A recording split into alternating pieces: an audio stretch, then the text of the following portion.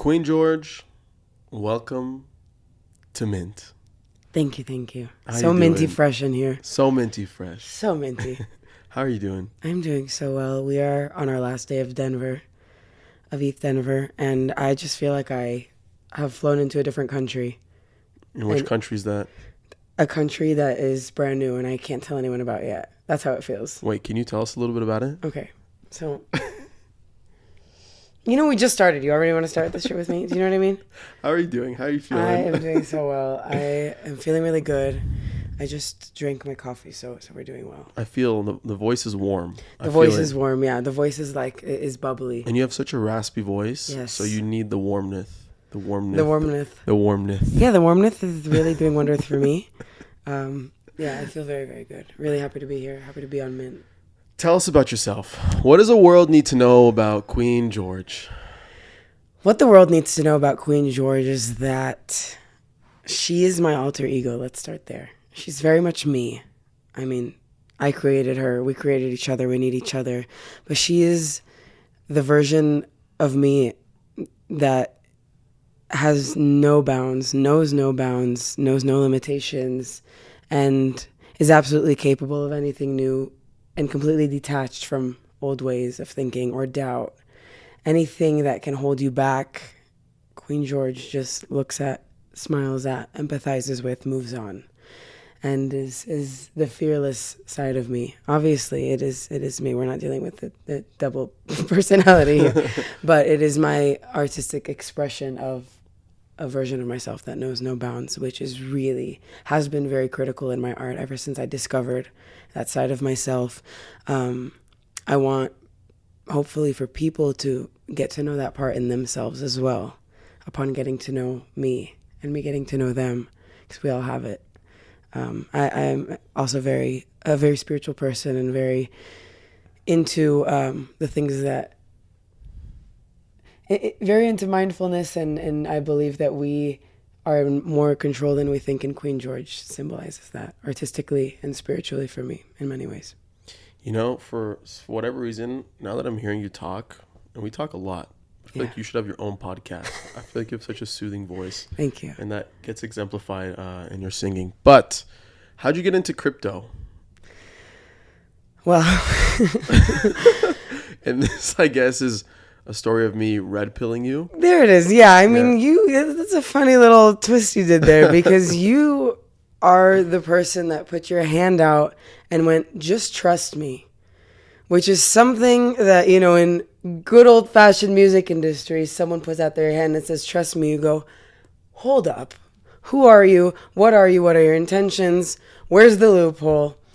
And in this situation, in my introduction to Web3, you are not only someone so near and dear to me in my life. I mean, music and Web3 aside, that's all a beautiful bonus. But you are one of the only people that I've been able to go, okay, when you said trust me, and for me to be completely blind and understand that it's okay not to understand, just be there, just show up. And you've been so critical in that for me. And that's transcended past Web3, let me tell you, because seeing how this has unfolded, although it is so early for me, it has given me a lot of faith that, wait, maybe I should go to more uncharted territories, because there is so much there. And so, to trace it back to your question, you did red pill me. But we started, April of last year, April 2021. We said, let's just try something. We made it really simple. We said, what am I good at? I'm good at performing. Right. I am good at making the people in front of me feel wanted, warm, loved, and present. I know that I can make them cry and make them laugh all in 20 minutes, and that is a gift that I do not take for granted. And I'm so happy to bring to this space. So we just kept it really simple. We said, what do we do with that? Let's put on a concert. So it was COVID. People were down. People were really down. And we said, let's just put on a virtual concert. So I hired a full-blown production team, rented out a local rehearsal studio in the Valley, We love repping the Valley, in the Valley of the San Shout out to Fernando the Valley. Shout out to Northridge. Shout out to Tarzana. Yes. So rented out a studio there called Pop Studio, wonderful place. And we just put on a production. We just created this opportunity to hopefully get in front of people. And the way that this, went hand in hand with Web3, which was my first attempt in this space, was that we tried to sell tickets as NFTs. Adam looked at me and went, no one's done this before. I said, perfect. I want that one. Yeah. I want that one. And I'm down to flop, but I am down to just say we tried it. And it was so fun to try. That was also a learning by doing experience. I don't listen. I have one major problem. Things go in one ear, out the other. I'll listen to your feelings all day, and I will empathize with you and try to heal as much as possible. But when it comes to life experiences, I don't know what you're talking about until I did it myself. So I was like, cool, let's just balls to the wall this one. We tried to sell these tickets as NFTs. My fan base was like, for the love of God, what do you want from me? What do you want from me? I just want to see you sing. I don't know what this link is. I don't know. What is an OpenSea? What is a Metamask? What is a Metamask? I already have to wear a mask. You also want me to get on a Metamask? Leave me alone, right? So there were a lot of hurdles, which was fine. I mean, it was the first time we ever tried something like this. Anyone ever tried anything like this? So for context, really quick, Yeah. This was taking place during COVID. Where there were no live concerts in person. Yeah, no live concerts. And you had an itch to scratch where you wanted to perform live. That's it. And you had been writing a lot of music during the off time, right? From what I remember. Yeah. And you're like, how can I grow my audience? How can I tap into this world of crypto, of experimentation, and try something different? Right. It flopped. I mean, have you ever belly flopped into a pool? I have. But you were with friends, so you didn't want to show that your stomach was right or in pain. So you were like, have. I'm good. What should we eat, you guys? And I used to be 230 pounds. So when I belly flopped into things, they belly flop back at you, baby. You know what they say? You smile at life, it smiles right back at you. So that was exactly what didn't happen for us. It didn't smile back at us, but I kept smiling.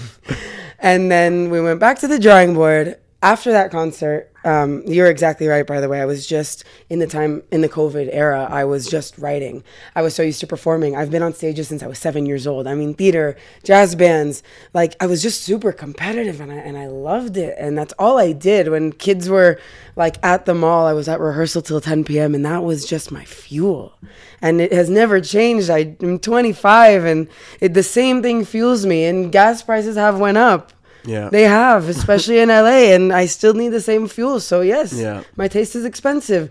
But my point in all of this is that after our concert, I went to France. I spent the summer in France, worked on my first project, worked on my first album. It was a big point for me to find my sound.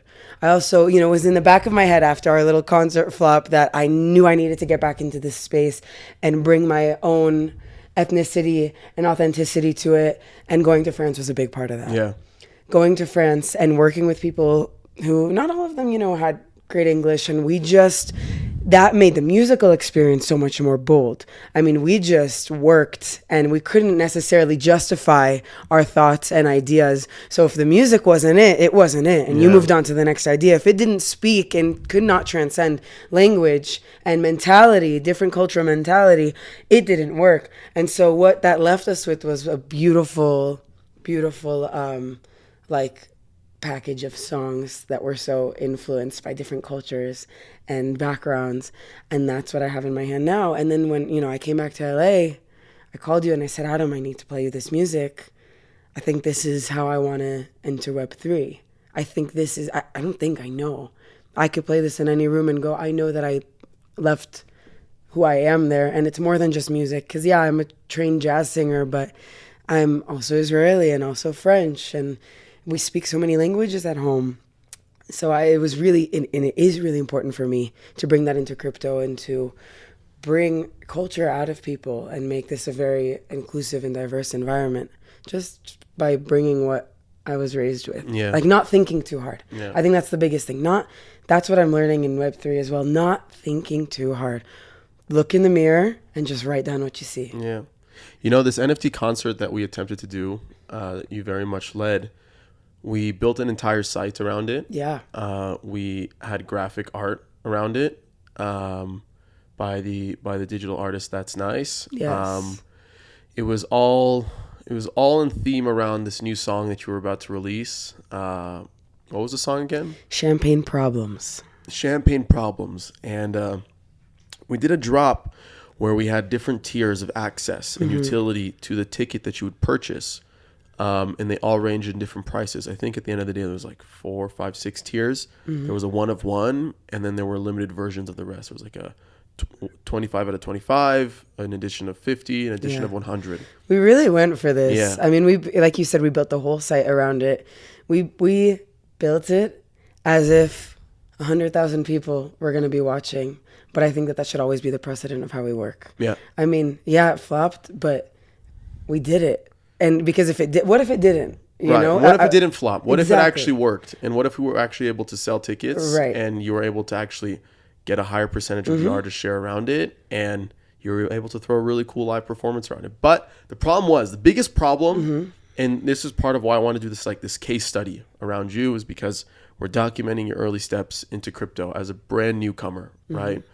And we'll get more into what that journey was like post April 2021. But the biggest problem that we had at the time is we were doing things very manually. We didn't have a ticketing platform that was an NFT, that had NFT as the infrastructure underneath the hood, right? So we had to do everything and upload everything one by one on OpenSea. I remember we tried Rarible, we tried all these other Mintable, And it tried us. and like, and we spent maybe like $1,000 on gas fees. Like, I didn't even know what a gas fee was. Yeah, I was just like clicking away. I was like, fuck it. Like, let's try to see if we can make this happen. And it flopped. It flopped. The ticket. I think the tickets are still on the market. Still there. Yeah. They're still there, and they'll forever remain there as a. I will never take them down. I mean, they're staying there. I love it. For whatever it's worth, it was so cool that we could have put our mark on that. Just to say we tried it. I think that's all this comes down to. And for me, a big deal was stripping the ego away, which is a very traditional music industry, Web2 way of thinking of like, oh, you need a team and you need to strategize and you have one shot. That's just not true in this space. And it's so exciting because you could just experiment hundreds of times. It's early enough where you can throw shit at the fan and see what sticks. And I would even argue that that's also true in traditional music industry. In the traditional music industry, we're so caught up in our ego that we don't just try things. And I've gotten so much more confidence to just try. But yeah, it all is still up there, and that will be very cool to look back at. Yeah. I feel you. It is very cool. Beyond us trying to like manually do the entire process, listing everything in OpenSea, building the site. Another big issue that we had was with the unlockable content. So what does that mean? Every NFT, or nearly all NFTs, can have like an unlockable content once a collector purchases it and can reveal something secret specifically to them, right? And we tried to like bootstrap it in a way where they bought the NFT and then they'd have to go to Eventbrite with the code in the NFT or something of that nature, and then they could register for the event officially. And that was our way of trying to collect addresses and emails at the same time to build you a database of anonymous people online, right?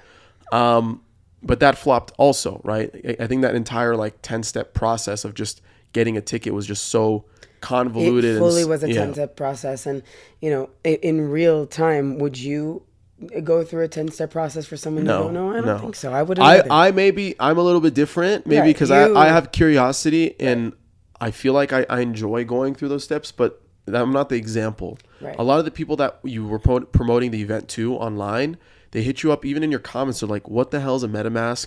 Why do I need to spend this much money on gas fees? All I want to do is just watch you perform. Right.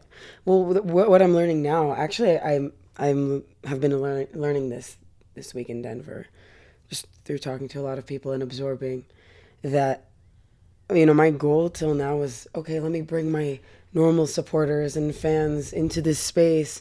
And I've been spending so much brain fuel trying to figure out how to cross those two worlds instead of just embracing what this current world has to offer. I feel like I was forgetting how early we still are, and that it's just so important to foster the community here and still give both communities what they want. If that original fan base of mine receives me in a way that they are comfortable with, then I will give them what they are comfortable with. And if Web3 entails something totally different, then I will learn what they need and give them what they need. One day, with or without my efforts, they will meet in the middle, because that's where we are headed. So I think it's been such a big shift for me just in the last few days, like, to understand that I don't need to try to save the world and connect my two worlds. Just give every individual world what that world wants and needs, and let them discover me in a way that is comfortable for them, in the way that you go to a different country and speak their language. You don't go in assuming that they are going to understand what you're saying. So I think that analogy has helped me a lot. Yeah.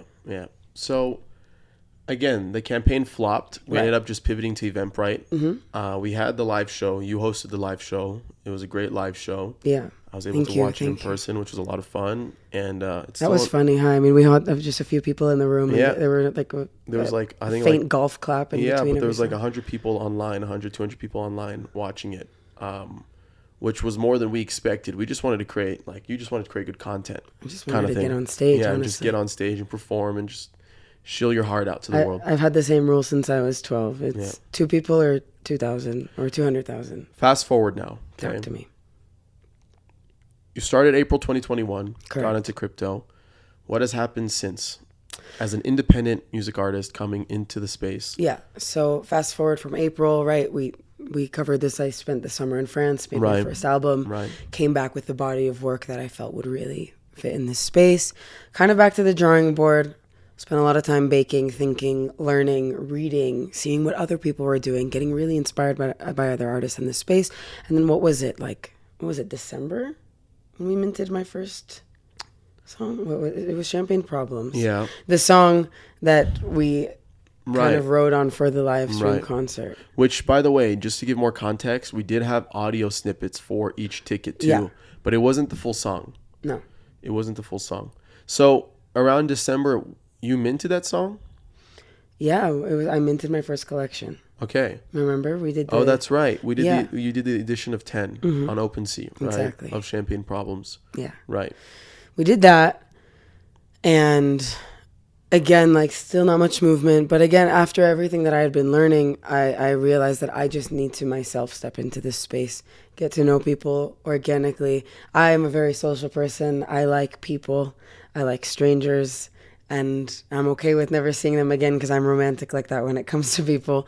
So I realized, I'm just going to start minting every release of mine, just so that I can learn by doing. As I said, that is how I process, that is how I understand. And simultaneously, start getting on Discord, start spending more time on Twitter, just a little bit more in my day. In the same way that they tell you, you're not just going to lose 30 pounds in a month. You can't just change your diet overnight. I couldn't change my diet overnight. That's not who I am. Yeah. I want this to be authentic. So I started to spend more and more and more time every day by myself, in the morning, at night, made it a point to just experiment and learn more. Just learn, see what other people were doing, the way that people speak in this community, all while also minting my last 3 releases. Yeah. So I said, okay, the supporters, the friends, the community will come if I just actually ingrain myself in a way that is natural for me, which is what I want. In the same way that you don't make a best friend overnight, So I have a lot of faith in that process now. So that's kind of where I am at now. Fast forward to literally last week. Last Friday, February 11th, I released a song called If I Ever Go Down that I wrote in Tel Aviv with some awesome writers. I have the wonderful Omer Fedi, who is will always be like family. We love Omer. And he's playing guitar on it. He graced that song with his gift, and I released it just as a guitar vocal record. And it was right before Eth Denver, and I came here to perform. At your event, which was so much fun. And right before I got on stage, we said, you know what? Let's just mint this thing. And let's just So now we're like taking 3 steps ahead. You're right. You came out with If I Ever Go Down. Yeah. You also came out earlier with Good Morning. I did. Right before If I Ever Go Down was Good Morning, and that's MOURNING, which is about the loss of someone in your life, the loss of a love.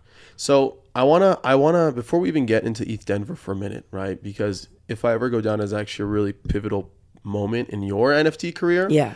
For numerous reasons. But you started off doing the NFT concert.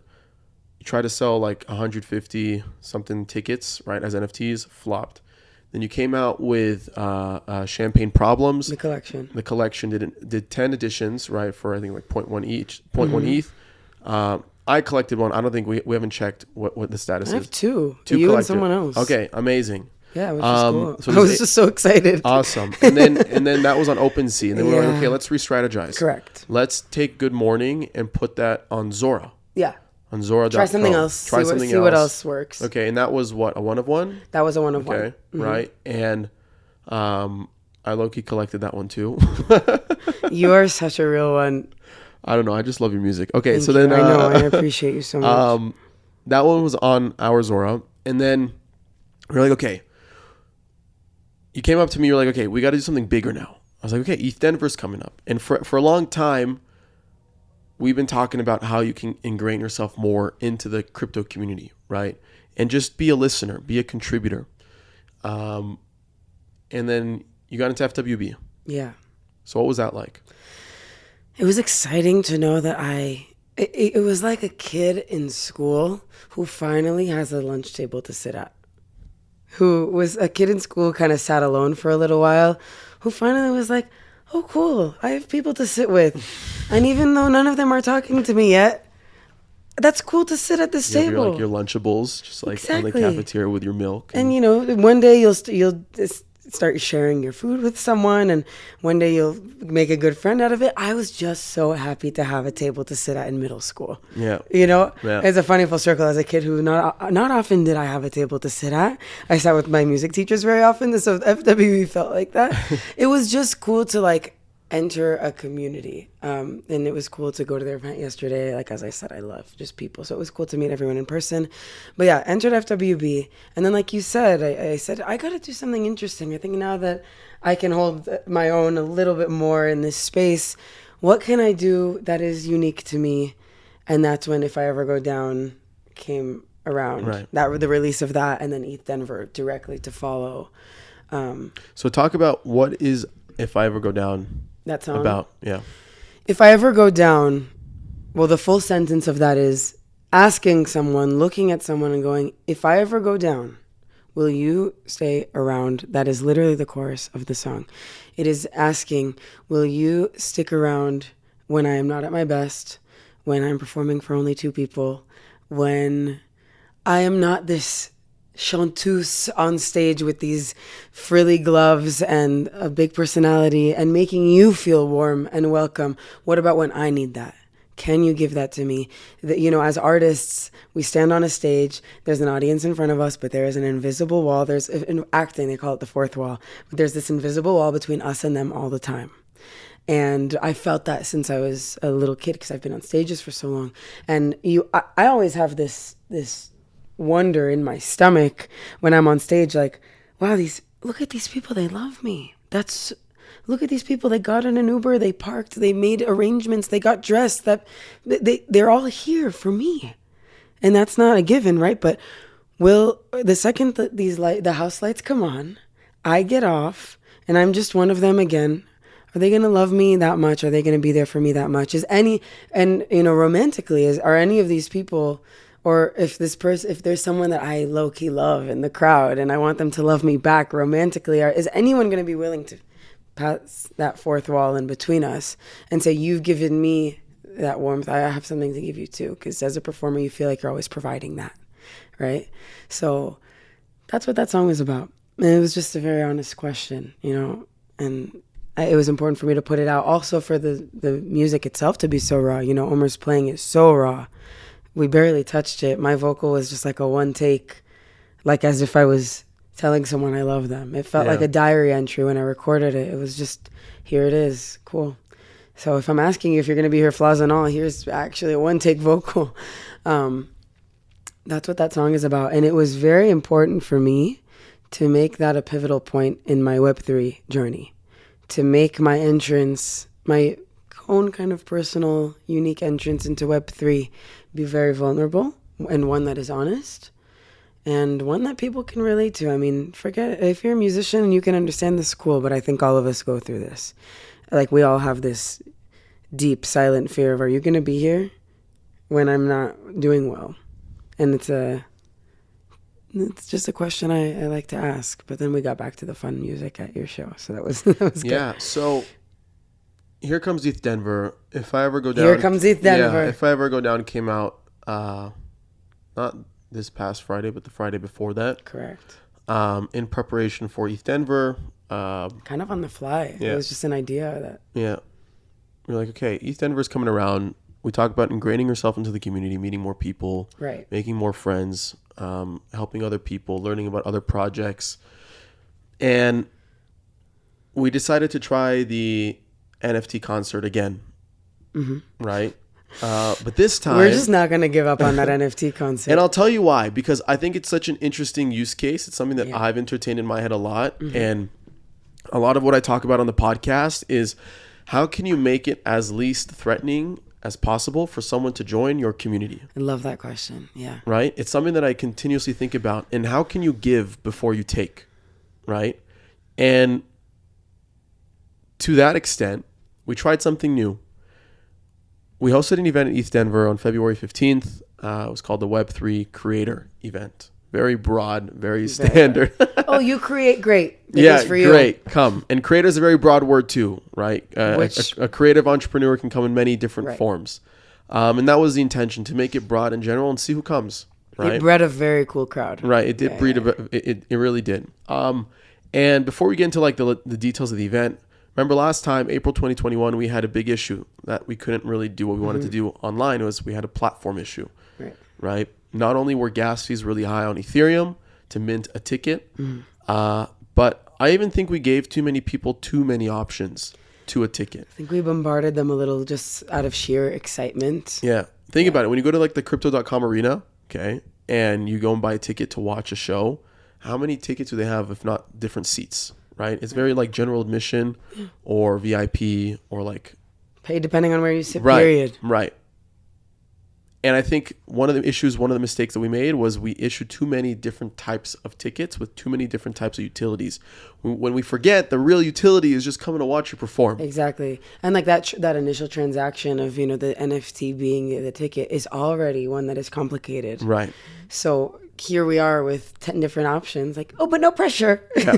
So we put together this event, or I guess Mint, the podcast, along with some friends of Mint from Polygon Studios, Bonfire, Dystopia Labs. All of you. Yeah, shout out to all of those people for helping make this event a reality.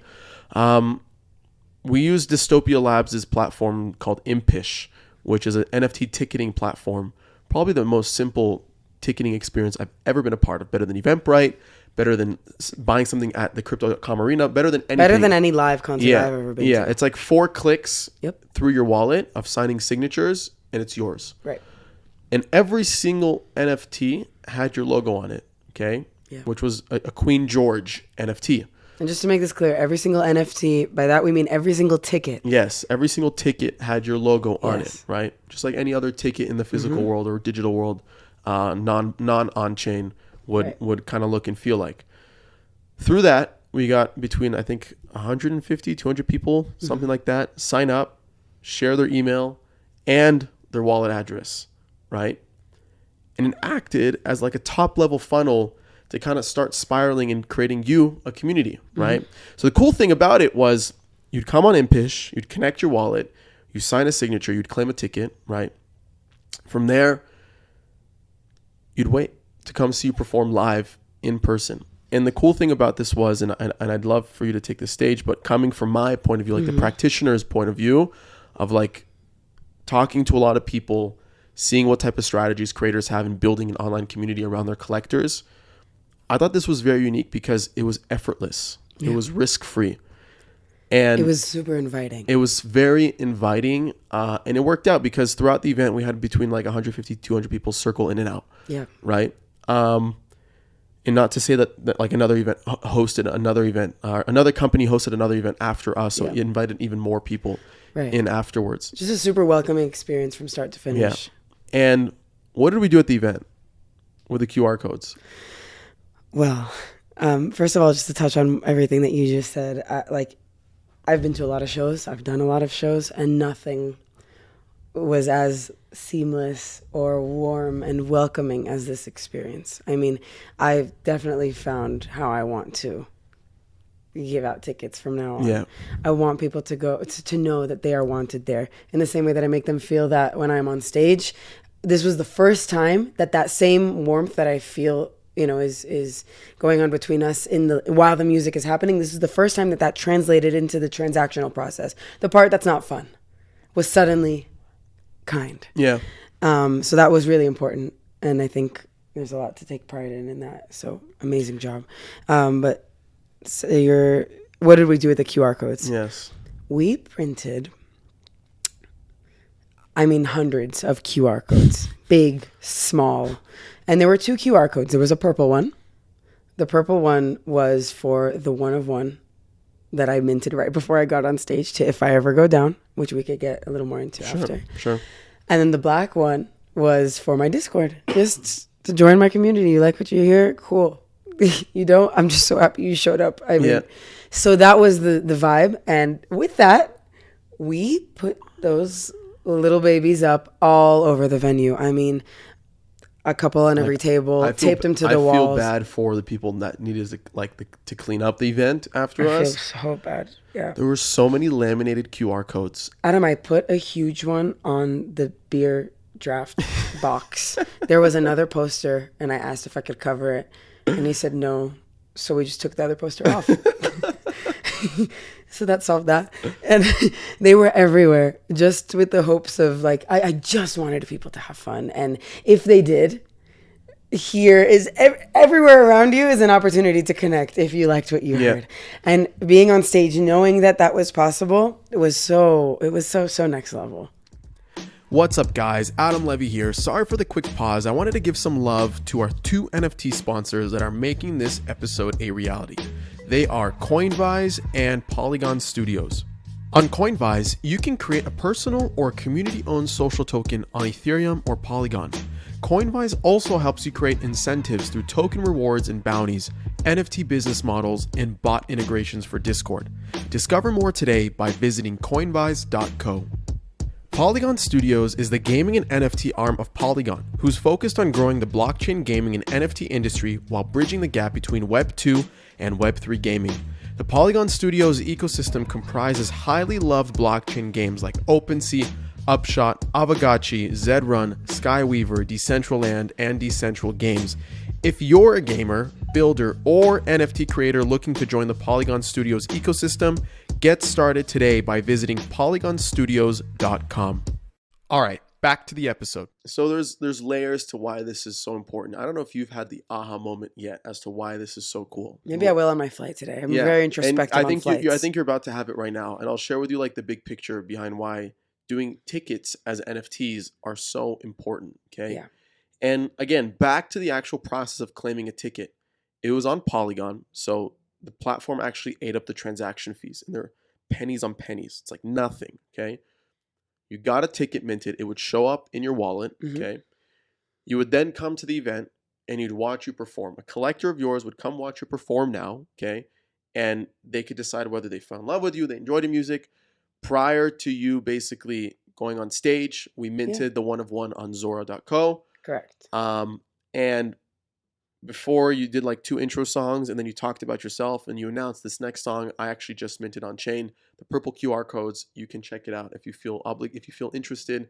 Otherwise, join my Discord. I'd love to collaborate. I'd love to have fun. And otherwise, have a bagel and dance, and I'll never see you again, and that's okay too. Yes, yes. Which was also fun. We had not through 9 a.m. to 11 a.m. was just free brunch, coffee, donuts. Fruit, vegetables, whatever. And the rest of the day was just music. Yeah. It was just music. It was just music and a lot of like-minded people listening to music and enjoying. Yeah. So people join your Discord. It worked. It was People fun. actually join your Discord. I think we had 50 people or so join your Discord from that room. Yeah. So not a bad conversion rate from acquiring a ticket to then coming to the event and watching you perform and then wanting to join your Discord from there on out. And importantly, it's very, very important for me to add that in a way that felt very authentic. Very authentic. It felt seamless and really aligned with the way that I like my live shows to go, with the feeling I like my people to have. And that it was just the first time, I think that's the aha moment. Yeah. It was my first time in this space that I saw that the pride that I take in live performance, and I get to see the look on all of your faces in the crowd. I wish you guys could see it. It was the first time that I saw those two things align and make sense and go hand in hand. Yeah. And it's just, I mean, talk about fuel. This is all I want to be doing now. Yeah. And the cool thing about that, QG, is because now you have, or you built like a niche minimum viable community. Okay. It's what we talk a lot about on the podcast. How do you build an initial audience around an idea, a theme that you have, right? That you or a group of people have. Now you're the example of that. Okay. You built a very niche, very small, cute, yet powerful minimum viable community. Cute. Yeah, cute. Of all Ethereum collectors, of all Ethereum superfans, right? From there, the stage is yours. Like you nurture this audience, you build this audience, you try to grow this audience in an organic, very natural, non-pressure way. Yep. Right? But why is this like so big, and why I'm so actually obsessed by this use case is because we talked about, again, giving before taking, right? We talked about mixing the online experience with the physical experience. Yeah. Having a collector collect something of you and then watching you perform in person, right? But the last part is the aha moment here, okay? Let's talk about data for a second. The musician's favorite topic. The musician's favorite topic. Right now on Spotify, on Apple Music, on YouTube, you're very limited with the amount of data that you have, right? One, you're not given the emails of your listeners, right? It's actually very, very difficult. I think there is not an open channel between you and your supporters. No, it's very gated. It's very walled. Very, very. And a lot of the ethos behind Web3, blockchain, crypto, whatever buzzword you want to associate with, it's transparency, right? It's borderless, right? And so it comes with the data too, okay? So you got about 150, 200 collectors. You have their addresses, you have their emails. Now let's zoom out for a minute, okay? You can start building a profile around every single address that you have. Why? That wallet that they use to buy and collect your NFT is probably associated with many other things that they did on chain. Other tokens that they hold, other communities that they're a part of, other PFPs and NFTs that they collect, other governance proposals that they contribute to on chain. With time, you'll be able to build a complex data profile around these collectors, and you might realize that, wait, out of the 150, 200 people that collected my NFT, 75 of them are actually in FWB. Yeah. It may make sense, because I have such a big FWB crowd, it may make sense to actually do a collaboration with FWB because we have such aligned interest. They have their audience that overlaps with my audience. Right. You might realize that some of your people are actually like DeFi degenerates, meaning they love spending money on open protocols, experimenting with lending and borrowing, staking, et cetera, et cetera, et cetera. That could tell you something else about them, right? So you start building this like really interesting data profile in a very non-intrusive way. Well, it's the nature of this beast that we're all in. I mean, that's the whole point. It's a tree with endless branches, you know? That's the point. So the cool thing about this is, again, we're so early into this entire thing, but it shows you the power of messing around with NFTs soon. And I don't know if this platform exists, and whoever's listening, go build this platform. I've been saying this all week. Like go build that platform. We can build a profile around someone's collectors, right? So you can see how many people are in FWB, how many people are in Forefront, how many people actually collect music NFTs. The common ground. What is their net worth, right? How long have they been in crypto for based off their wallet date? The list goes on and on and on and on. And you can actually understand who is your audience, right? Beyond the audience that you performed with in the Valley, right? Yeah. And the people that love and support you since day zero. Yeah. That's why it was super exciting for me to kind of go through this mini use case, because that right there, that's the future of the music, the artist-fan relationship. Exactly. And you spoke earlier about how last year when we did this concert, everything was manual. And I still think we're going to have a couple more manual seasons. And I think that especially in this field of, you know, getting to know my supporters and collectors, it's all going to be hard work, and it's going to be tailored work to go in and get to know a person and then multiply that by 200. And that's just the starting point. Until that platform exists, it will be so cool in retrospect to look back and go, wow, I really did the dig, Yeah. The next thing here is just consistency, right? And trying to perform at every Ethereum conference, every crypto conference, tapping more into those communities, doing live performances online again, right?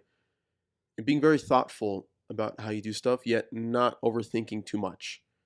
And one thing that I like to talk about on the podcast is just try.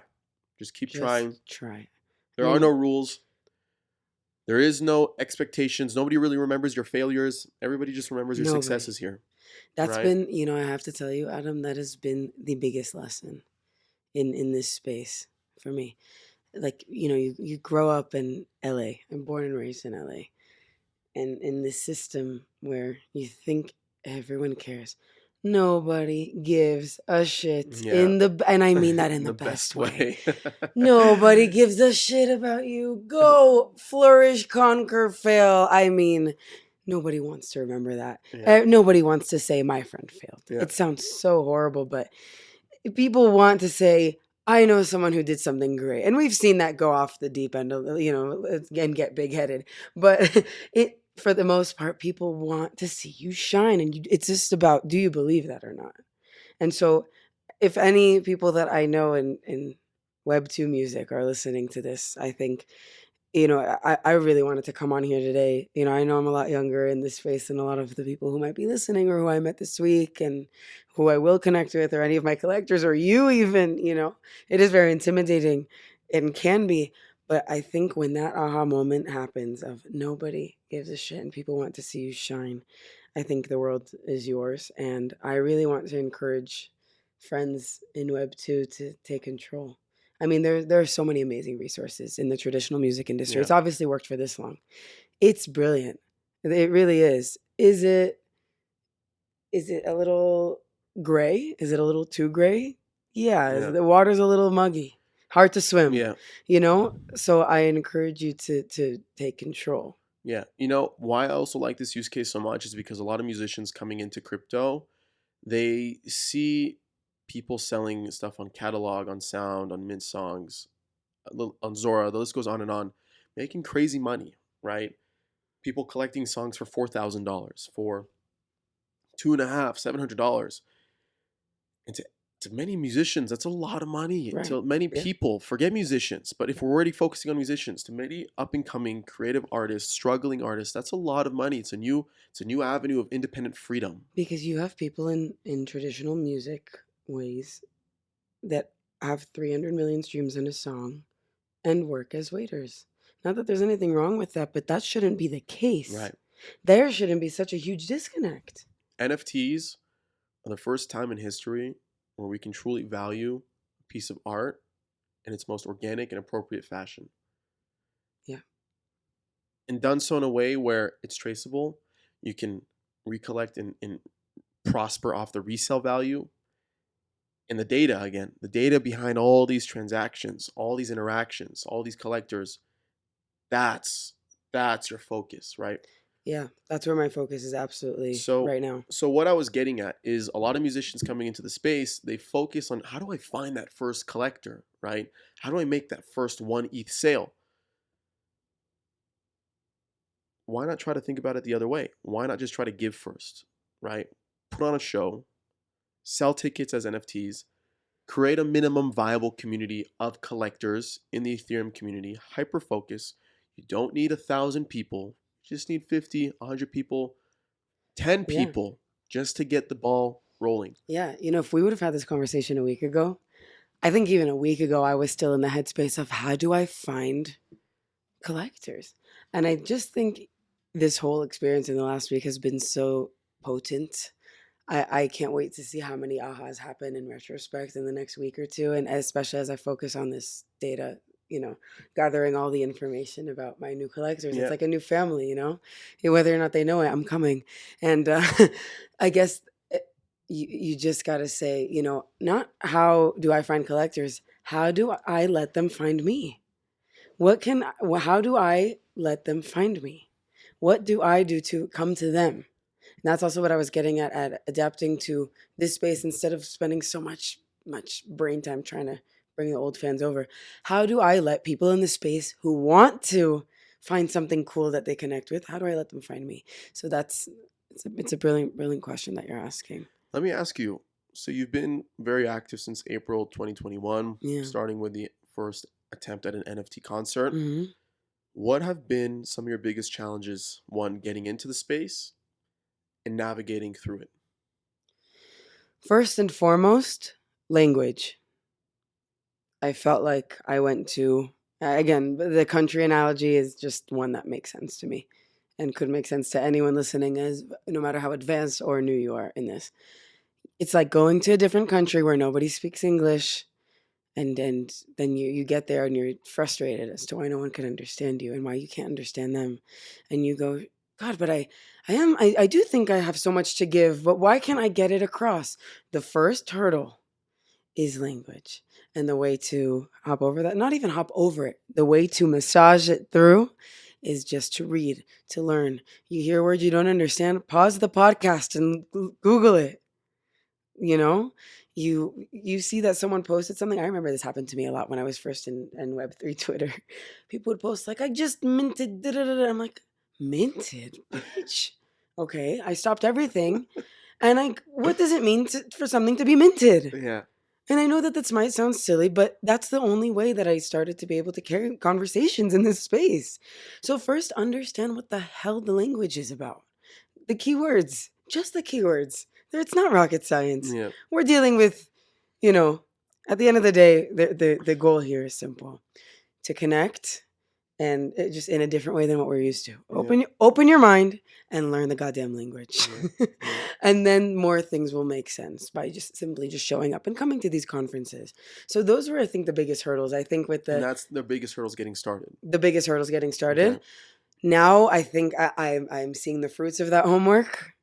And I at Eth Denver, this has been the first time at one of these in-person events that I could carry a conversation that I'm passionate about and not passive about. Not like, cool, yeah, no, that's a great DAO you're working on. As far as I'm concerned, it was a type of dumpling. I mean, until I really understood. And again, this might sound very funny, and a hurdle, a big hurdle that I had to get over is feeling like a person that is good in conversation.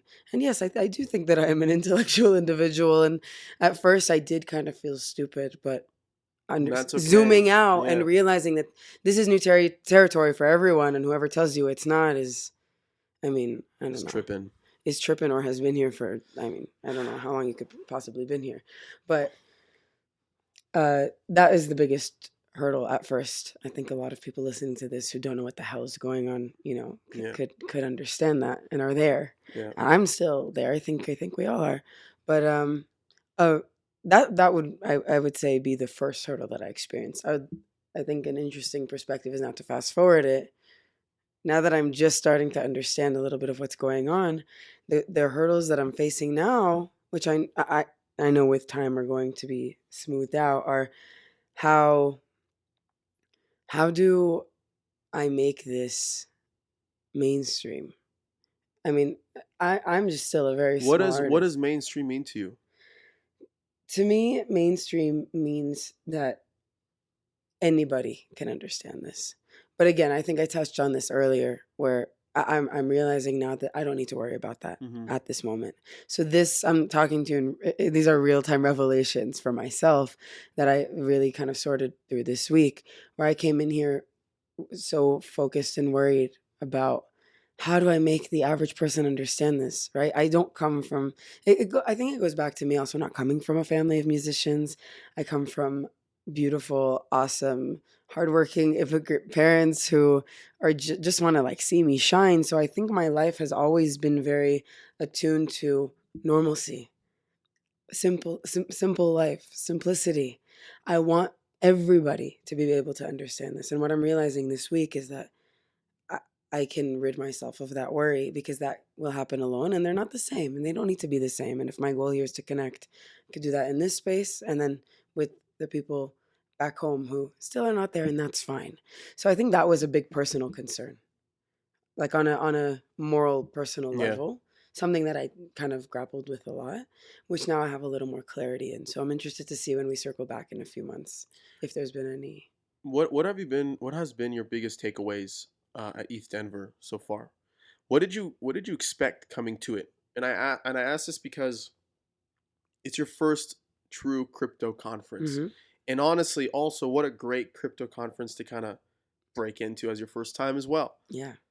What were some of the expectations you had? What were some of your favorite moments? Talk to me through that. The expectations that I had were to feel like an outcast. And I tried to transcend past that. And I said, thank God I'm singing because you put me on a stage anywhere and I'm automatically comfortable. So, Oh my God, you know what comes to mind? what? The catalog event that happened a few days after hours, Yeah. and there was like a live jazz band, Yeah. and you walked in, and you're just like, ah, what a warm The place, fish, jazz. that's it. Yeah. The fish out of water started swimming. And you literally got on stage. You didn't give two fucks about anything, and you're like, you guys know this. You guys know this tune. All right, ready? 1, 2, 3, 4. Like, yeah. Exactly. For about one song turned into five, and And then as you started singing, all these people started like coming around you and because it listening was to it. real and natural, and Yeah, it's so cool. that is what I have been craving to see in this space. So my expectation coming here was, okay, I'm gonna feel like an outcast, and I don't know as much as they do, and then I that fear started to manifest itself into hope, and maybe you don't need to adapt. Maybe you can just do what you're good at, and people might fuck with it, and that could be cool. And so I sang at your event, and that gave me so much more confidence, and suddenly I that attracted people who also felt that way and felt creative in ways that they didn't. And I just started to meet people that also feel like other and feel like they have something to give that has not been done before. And then I'm like, wait, that's what this whole conference is for. So that fear that I had was essentially nothing to fear. Mhm. It was just like everyone is coming here with an other Yeah. idea and a new perspective. And that's the whole ammo of this space. That's what keeps this space alive. Yeah. Right? So there was that. And then just getting up at that catalog event, like super spontaneously with the band, I got to see that in this metaverse, I can just be myself and come as I am. And that there is someone for everyone, and that there is someone who will connect to everyone. And I don't have to choose one. I don't have to choose the authentic kind of live music style with an old band and, or the beep boop future. I don't have to. Here lies a beautiful marriage of the two. And that is something that I did not expect. I did not expect. I thought I would have to do 100 more backflips to adapt into this space and assimilate. And it was just such a beautiful surprise, to my surprise, that I didn't have to, and that there is so much room for both. Now that Eth Denver is like coming to an end, what are your overall thoughts? What would you do differently being a first-time steward in this community? Aye, Captain.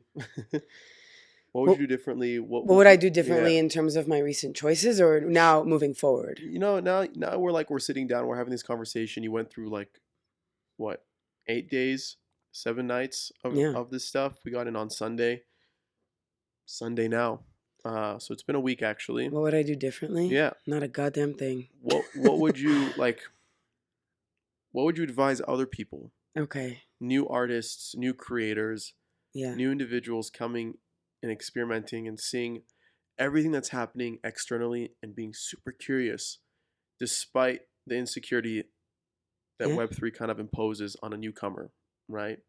Or may impose on a newcomer. You just went through it. Yeah. Tips.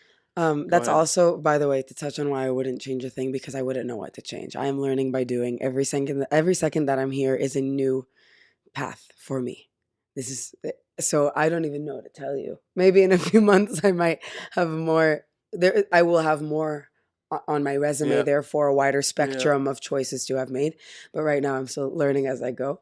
But I think advice, I'm circling it right back to the language thing.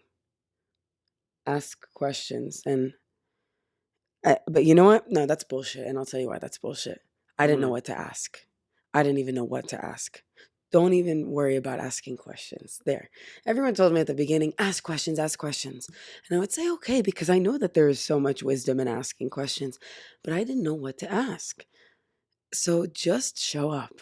Just be present. Just be present. I think that's Show up. 50% of the effort. Just come, show your face. Show up. If that's to someone's Discord server, or if that's to an event happening in a city near you, just go. Yeah. Just go.